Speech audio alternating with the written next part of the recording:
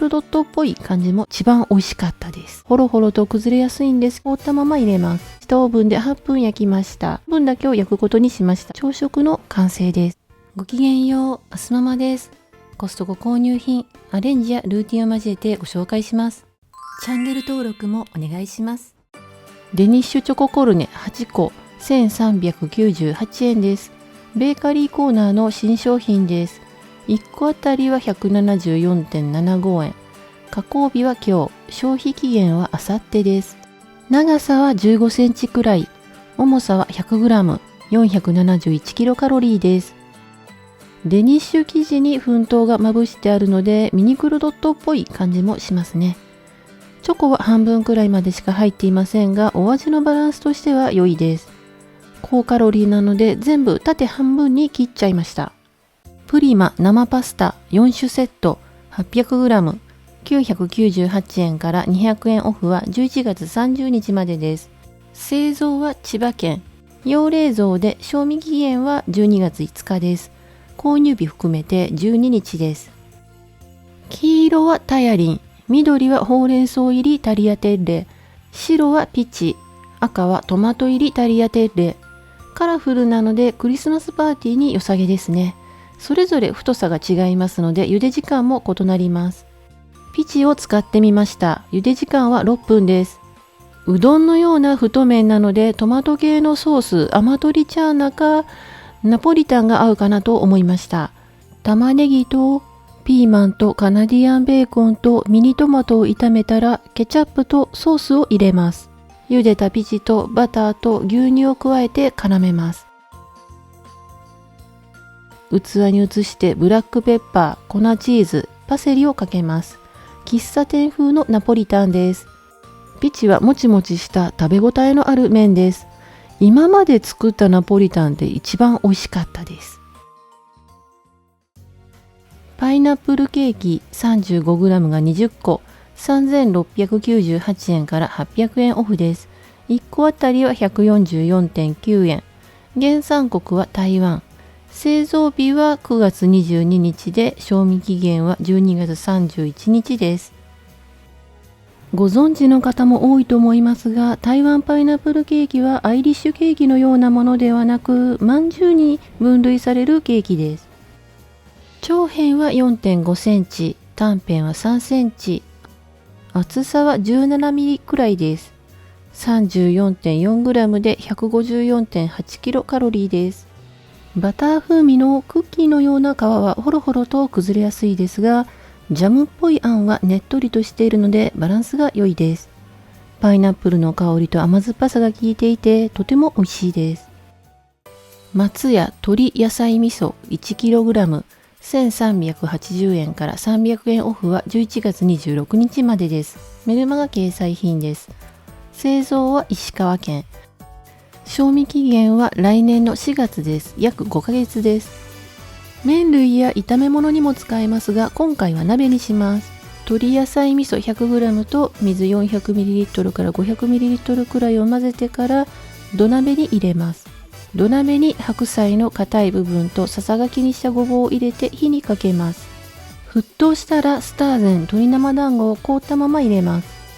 再沸騰したら半解凍の広島牡蠣、長ネギ、白菜の柔らかい部分を入れて煮込みます。鶏団子に火が通っていれば出来上がりです。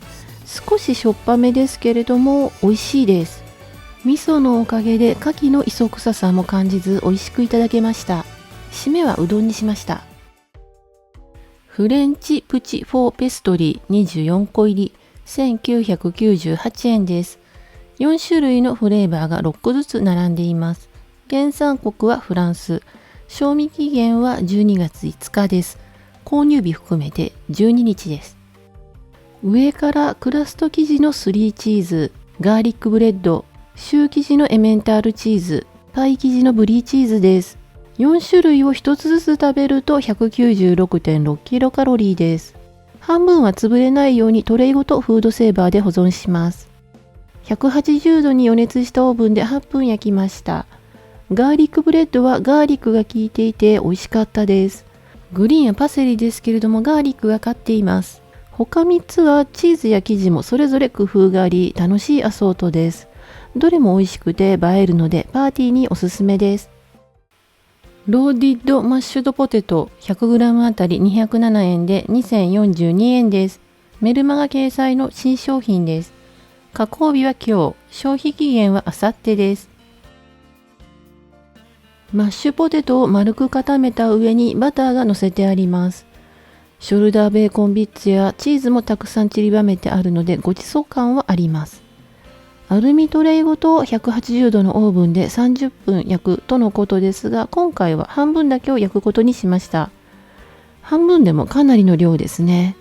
お味は塩が効いています。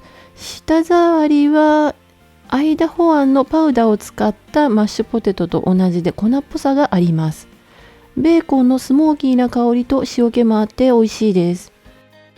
焼いてすぐはチーズやバターが溶けてクリーミーさもありましたが、残ったものを翌日レンジで温め直して食べたらパサッとしていたので、マヨネーズをねかけたいところだったんですけれども、我慢してレモンをかけて食べました。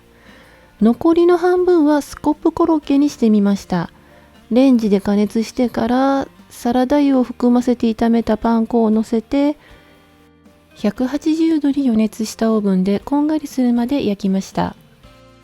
ソースをかけていただきました。朝食を作ります。あらかじめ雑穀ご飯を炊飯器にセットしておきます。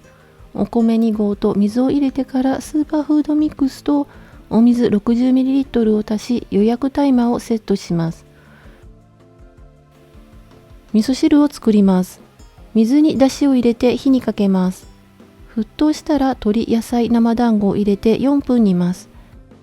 4分経ったらだしパックを取り出してネギと味噌を入れます。豆腐を入れて温まったら出来上がりです。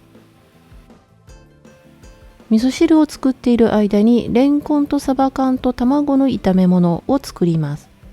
レンコンを乱切りにして酢水にさらし水気を切っておきます。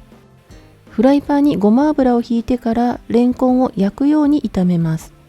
レンコンに焼き色がついたらサバ缶の身だけを入れます。大きい身は半分に崩します。サバが温まったらめんつゆを絡め溶き卵を回し入れます。卵が固まれば出来上がりです。それぞれを器に盛り付けたら朝食の完成です。今週の酒はアサヒドライクリスタルです。LINE キャンペーンでいただいたのでコストコとは関係ありません。流行りのミドルレンジアルコール帯、軽いので飲みやすく美味しいです。メニューはカキフライ、ローディッドマッシュポテト、フレンチプチフォーペストリー、レンコンと鶏胸肉のチーズ焼きです。カキフライ以外は3つともチーズでしたね。毎週金曜日にまとめ買いをしています。詳しいレビューは数回に分けて編集完了次第アップしていきます。チャンネル登録をお願いします。